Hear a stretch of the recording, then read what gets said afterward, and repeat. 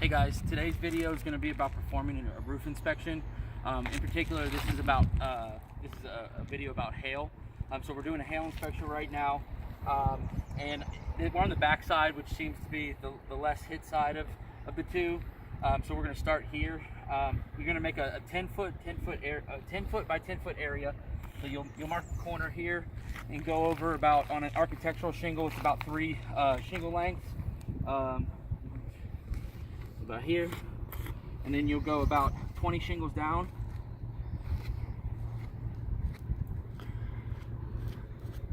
You'll just make the corners of the square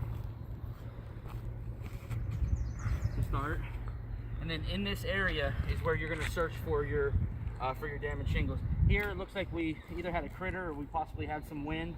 I'm going to mark it for wind, although State Farm will argue that. And then the rest of the stuff, we're on the back side where there's more algae growth. And a lot of times you want to do this with your bare hands, not with a glove on, so that you can feel how squishy these are. You're looking for the hail to have impact the matting of the shingle. So we can actually see in some places where the hail hit, and I'm going to start there. And what you do is you circle them like that. And when you're using the chalk on the roof, you know, just continually dragging the chalk, it actually makes it a little harder. So you want to do like half circles like that, and then you're going to go through here. You're going to look for, on average, anywhere between 8 to 12, or in some cases, if it's an all-state situation, maybe 14, 15. And you know, each company is different. Once you hit a threshold of 8, it's usually a safe bet that it's worth filing a claim over. You also want to, you can see that I ran the chalk on the metals.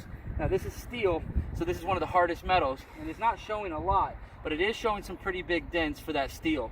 Also on here, I can see, sometimes it's hard around this part because it's been corrugated, but I can even see some dings and things like that on here. So you'll want to run your chalk on the metal. You want to get a smaller piece to do this sometimes, and just see if you can indicate anything on there. It's just supporting evidence, what we call collateral damage. It's hard to tell on that. So we'll finish going and marking up the square. Sometimes this is an arduous process. This can take a little bit. And on an architectural shingle, they don't actually want you to find hail on the laminate portion on top. Most insurance companies will want you to look for the hail on this portion. They claim that on this upper section, on the raised section, that it hasn't damaged the matting of the shingle, which is bullshit. But you know, we try to look at the parameters that they go off of. And when you see things like this, you can see here that there's fiberglass showing through. This is not hail damage. This is a sun blister or something else. It may have been rubbed off when they were doing the roof, and over time it's caused the fiberglass to show through. But that stuff is not hail. Like they had some wind and did a repair here at one point.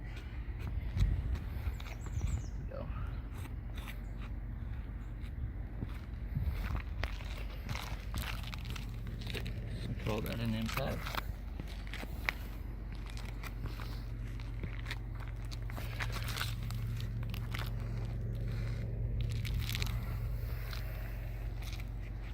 Jason's going to give you some close-ups as I mark up this roof.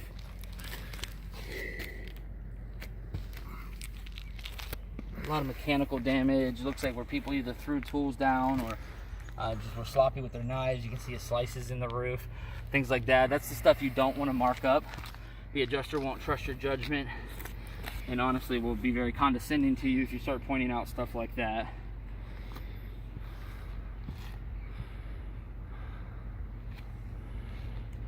Again, this is the back side, so we weren't expecting to find a ton. It's the north slope. You can see the algae on this side versus when we go over to the front. You'll see how much lighter it is. That's the south side. It gets the most weathering and sun on the south side. That's also why moss grows on the north side of a tree, algae and moss grow on the north side of a roof. So that's how you'll know which direction you're looking at, and it'll also be an indicator from where the storm came from.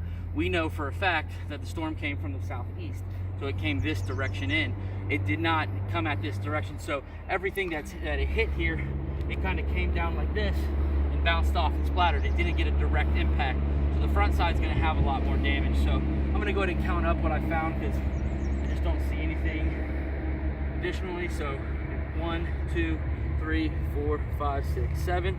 So you're gonna put, you can put back or BS, back slope, equals, we got 7 hail, or you can put H7, and then we've got 1 wind. And for each slope, back, front, left, right, you'll need to mark this up. And then you're gonna take an overview shot, like Jason is right now in this video, of this whole thing. Then you'll get a direct shot of the actual, what you actually marked up. And then you'll take some close-ups of this individual thing, this individual test square and the actual hail hits. And then you'll also take pictures of the supporting evidence, the collateral damage. Then you can, get some, if there's damage to the ridge caps, you can do that as well. And then you move on to the front side. So then we're gonna move over here, and this side has a lot of granule loss, and you can see like on the edges of the shingles, it's very shiny, which means fiberglass is showing through. It's very worn. So we're gonna actually, it's gonna be a little bit harder on some of this to see, but I think we're gonna find a little bit more here. See, this is something on the laminate, but I'm gonna call it, and I'm gonna go ahead and do my test square in this area.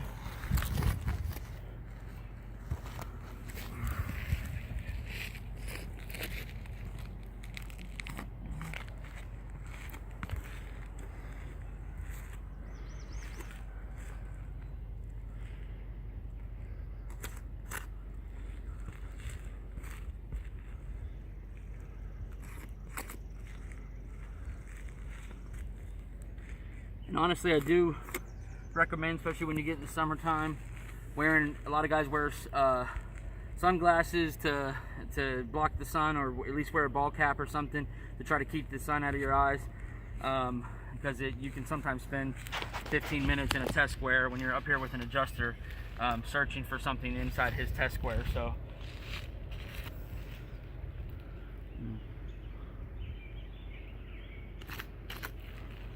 they're going to give us hell on this front side because of the granule loss. They're going to just say that this is wear and tear, when in fact that some of this is absolutely... Let's get a call. It's all right. So, shut it up. So, not the video. Decline? Yeah. So, when we're in this, so when you're looking in this and you see these, you're going to have to try to get some areas that have really good granule hits, and then that have supporting, like that have the squishiness to the shingles, that have the impact to the shingles.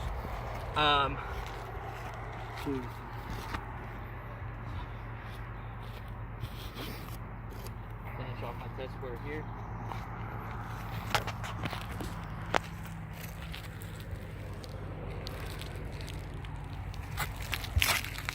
You can see it's actually hard to see, but like in here, there's some sponginess to that. Here, this one's actually probably one of the best defined ones. You can see that the hail hit, it's in a circular pattern, but it's not completely round, and you've got it does have some give to it. That's why you want to not wear gloves when you're searching for this. You will wear your thumbs while doing it, but again, this is State Farm, so really if we find about 8 in an area that we can utilize that. There's a lot of fiberglass showing through. It's really starting to show its age.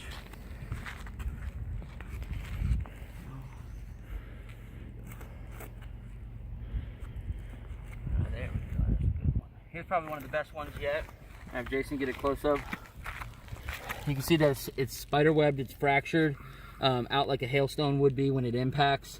That is probably one of the most significant and clean ones that I've seen on this side of the roof. So we're gonna go ahead and call it on this one. We've got our 8. So we're gonna put front equals 8 hail, and then we have 0 wind, and you'll want to put a slash through your zeros just to indicate that it's not a hail strike. So, and then again, you'll get your overviews of this section, you'll get your close-ups. You also want to, we're gonna go back over here to this side too. When you get to these pipe jacks, one thing that you'll need to do is you'll need to mark that you're gonna put pipe jack. You're gonna put pipe jack 1, and then you're gonna put a dash, and this is gonna be, I believe, a 2-inch. So then you'll put 2-inch, and then we're gonna make this pipe jack 2, and then this is about a 4-inch. But you'll actually want to take your tape measure and measure from the diameter across this, so that when we are ordering or writing things up, that we know exactly what we're looking at. Over here we got pipe jack 3, and that's another 2-inch pipe. And then this is a furnace vent. This is a steel one. It's supposed to be stainless, but it's rusting out around the bottom. But you'll want to measure this cap across the top here and the flue. But you can make a note of the flue size, but you'll want to measure the cap. This looks to be about a 12-inch cap. So you're going to put furnace 1,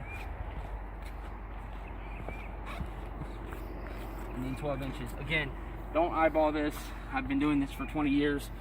You actually need to take your tape measure, run it across it to give us something accurate, because the adjuster will do that. They'll document the damage and in their photos and things like that. You also need to make notes on your inspection form that it has ridge vent. This has ridge vent almost on the entirety of it. It's not very raised off, and it actually, on some sections, this seems to be a high, at least on one of the other sections, a high profile ridge vent. So those are some of the things that you'll need to notate. Obviously this is an architectural shingle, and when we get you the Hague Engineering the shingle thickness testers, you'll be able to slide it up in here and gauge. It's actually called a shingle gauge. You'll be able to slide it on, lift one of these and slide it up underneath there and gauge how thick the shingle is by that. Those are all things that you'll need to put on your form and notate. Also, we've got Broan vents. You'll want to mark those Broan 1 and Broan 2. Any of the other accessories. It has chimney, but the chimney doesn't have any chimney flashing on it, any counter flashing. So if you walk over here and take a look at it,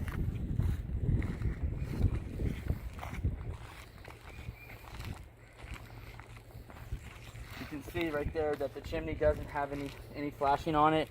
Those are things you'll want to notate. If it is code, and I believe it is in this market, those are things that we can put in for a code upgrade on some of these claims. So there will be other things like smaller furnace vents.